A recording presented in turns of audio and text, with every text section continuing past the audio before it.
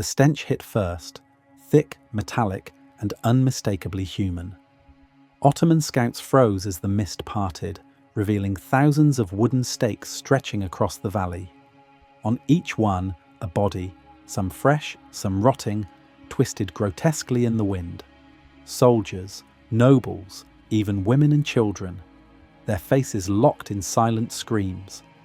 In the center stood a banner bearing the crest of Wallachia and the name of its ruler, Vlad the Dracula.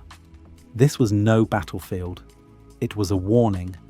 20,000 impaled corpses left to rot under the sun, a monument of terror so dreadful that even Sultan Mehmed II, conqueror of Constantinople, turned back in horror. But this monster wasn't born from madness alone. Vlad was forged by betrayal, captivity, and war. As a boy, he was taken hostage by the Ottomans, forced to live among the very empire that slaughtered his people. He learned their language, their tactics, their cruelty. And when he returned to claim his father's throne, he wielded terror like a weapon. To his enemies, he was the butcher of Wallachia. To his people, he was a necessary evil, a ruler who turned horror into survival. This is not the tale of a vampire. It is the story of a man whose brutality reshaped empires and whose legend would drip through history and blood. Welcome to the world of Vlad the Impaler, the man who made terror an empire's undoing. Vlad III. Dracula's story begins long before his reign of terror. He was born into a world where loyalty was a death sentence and mercy was weakness. His father, Vlad II Dracula, had joined the Order of the Dragon, an elite Christian brotherhood sworn to defend Europe against the Ottomans. But this alliance came at a price. When the Sultan demanded obedience, Dracula sent his two sons, Vlad and Radu, as hostages to ensure his loyalty. The young Vlad spent years in Ottoman captivity, surrounded by enemies who mocked his heritage and tortured prisoners for sport.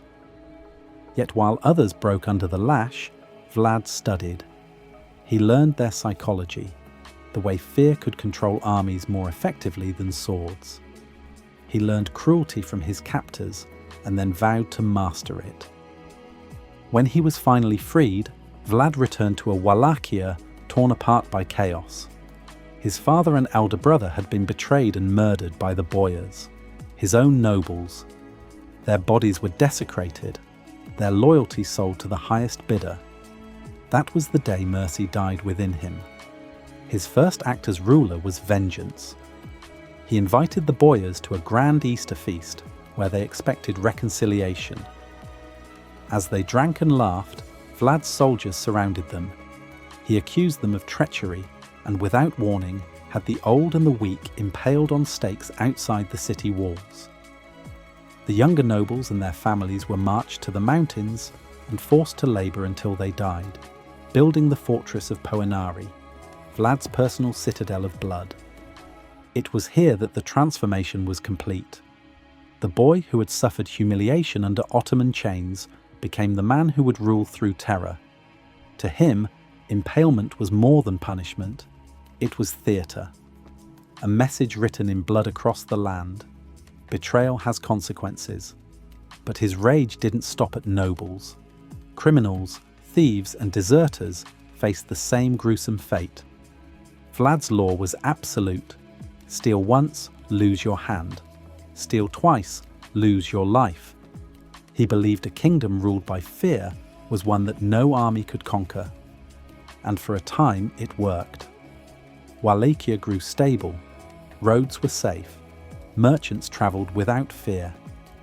Yet beneath the surface, horror reigned. The forests became littered with stakes. Ravens feasted where men once stood. Travellers whispered of the Forest of the Impaled, where thousands of corpses stood as a testament to their prince's wrath. To the outside world, Vlad became a monster. To his people, he was protection incarnate. When the Ottomans demanded tribute, he refused. "I have no need to pay the Turk," he said. "Let them come and see what I do to my enemies." And so they did. In 1462, Sultan Mehmed II, the man who had conquered Constantinople, marched on Wallachia with an army of 150,000, one of the largest forces Europe had ever seen. Against them, Vlad had fewer than 30,000 men. It should have been suicide. But Vlad did not fight with numbers. He fought with fear. His tactics were as cruel as they were brilliant. He unleashed scorched earth warfare, burning villages, poisoning wells, and leaving no resources for the enemy. And then came the night attack at Targoviste. Under the cover of darkness, Vlad led a hand-picked force disguised in Ottoman garb deep into the enemy camp. What followed was chaos, a massacre of terrifying precision. Thousands of sleeping soldiers were slaughtered before they knew what hit them. Mehmed himself barely escaped with his life. But the true horror came days later, when Mehmed advanced toward Targoviste and found himself face to face with Vlad's masterpiece, a forest of 20,000 impaled bodies stretching for miles. Ottoman soldiers collapsed in horror. Even the Sultan, hardened by decades of war, turned away in disbelief. In that moment, the message was clear. Wallachia could not be conquered by fear, for fear itself was its ruler. As the sun rose over Wallachia, its light revealed a scene so grotesque that even the heavens seemed to recoil. The impaled corpses of 20,000 men, women, and soldiers swayed in the wind like ghastly sentinels of death. The smell of decay hung thick, drawing wolves and crows to the fields of the damned. This was Vlad's warning to the world. To the Ottomans, it was defiance. To Europe, it was madness. To his people, it was survival. After the night attack, the Ottomans retreated, their morale shattered. But Vlad's triumph was not victory, it was isolation. His brutality, once justified as defense, had begun to turn inward. His own subjects started to whisper that their prince had crossed the line between ruler and demon. And yet Vlad was not without reason. He saw betrayal everywhere, and often he was right. Wallachia was a small, unstable realm surrounded by powers that sought to control it. The boyars schemed to replace him. The clergy questioned his cruelty. Even his brother Radu the Handsome, who had once shared his Ottoman captivity, now served the Sultan and led Turkish forces against him. To Vlad, this betrayal cut deeper than any blade. Radu's charm and diplomacy made him the perfect puppet for Ottoman control. But Vlad believed that mercy was the road to ruin.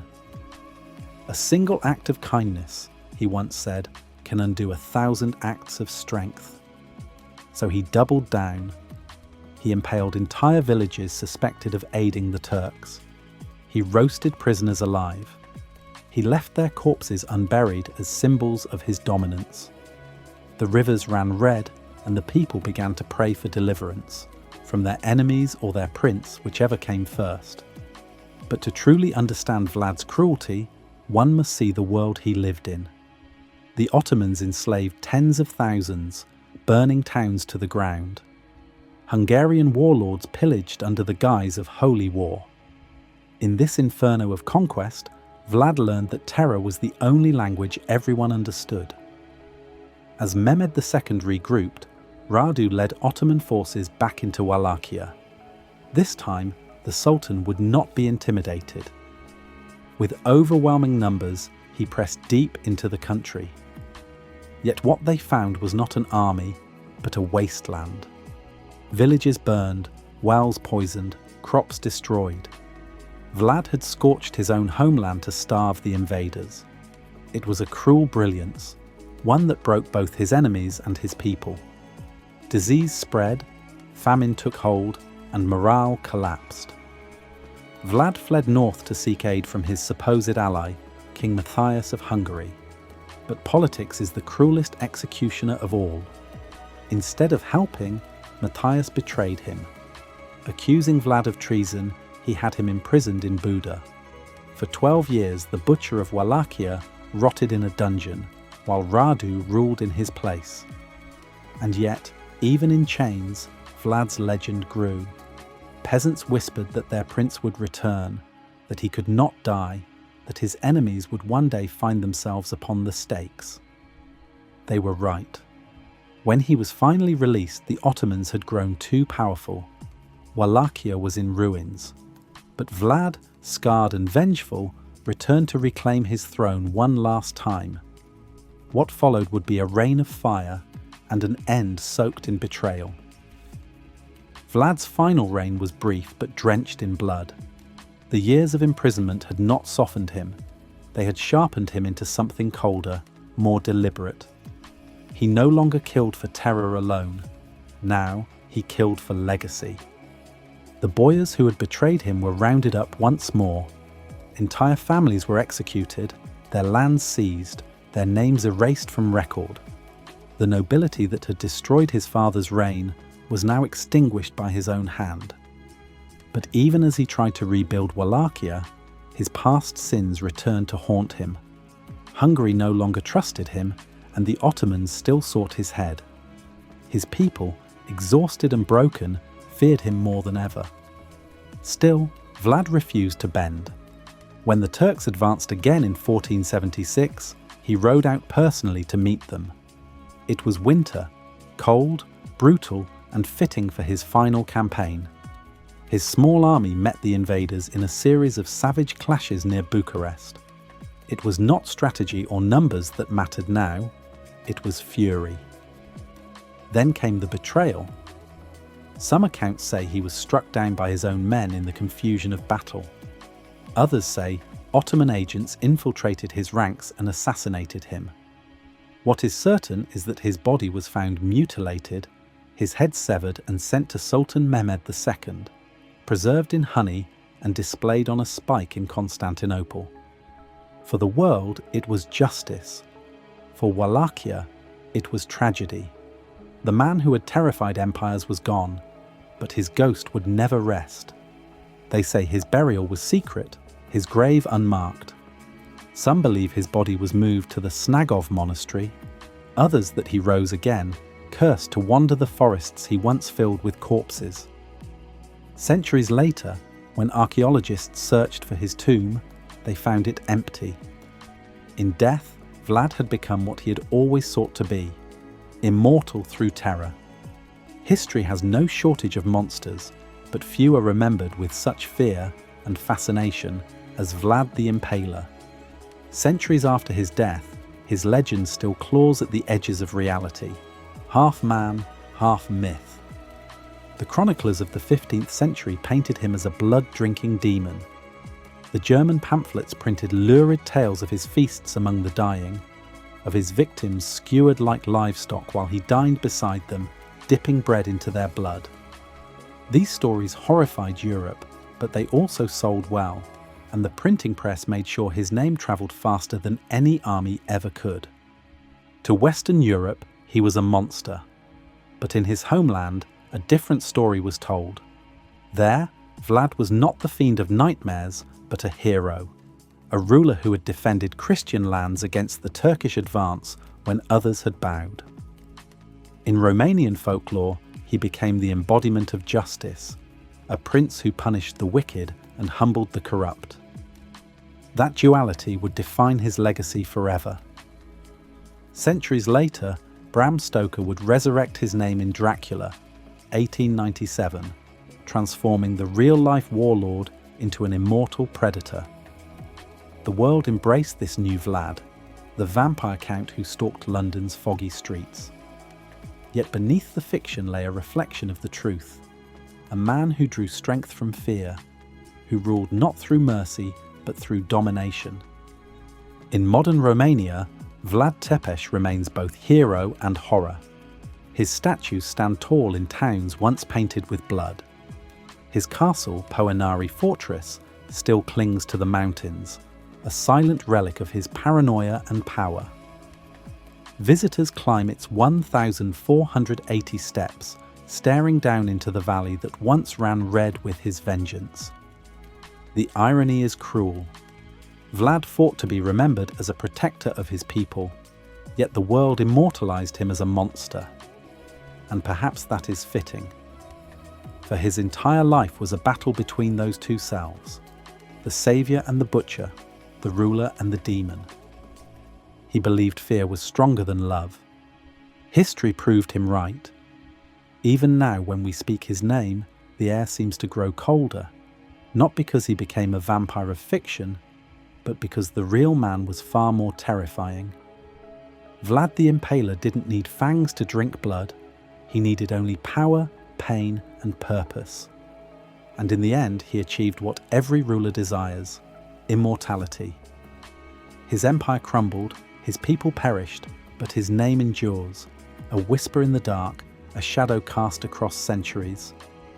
Vlad III Dracula, the butcher of Wallachia, the man who made empires tremble.